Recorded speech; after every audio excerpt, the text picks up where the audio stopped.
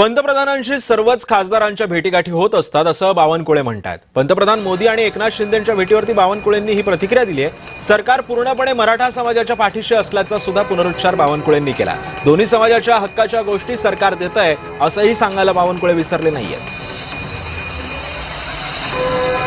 त्यामुळे दोन्ही समाजाच्या हिताच्या गोष्टी सरकार दोन्ही समाजाला देते असं बावनकुळे म्हणतात। प्रधानमंत्री मोदीजींना सर्वच पक्षाचे लोक विविध विकासाच्या योजना करता भेटतात। आता आपण जे सांगितलं की शरद पवार गटाचे लोक भेटणार आहेत, मला वाटतं ते प्रधानमंत्र्यांना साहजिकच त्या ठिकाणी प्रधानमंत्री मोदींशी सर्वच खासदारांच्या भेटीगाठी होत असतात।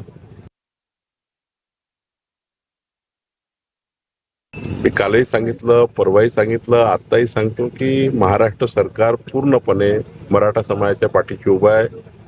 ओबीसी समाज आणि मराठा समाज या दोन्ही समाजाला जे जे काही त्यांच्या हक्काचं आहे ते सरकार देत आहे। मी मागेही सांगितलं की आम्हाला कुणालाही या ताटातलं त्या ताटात करायचं नाही।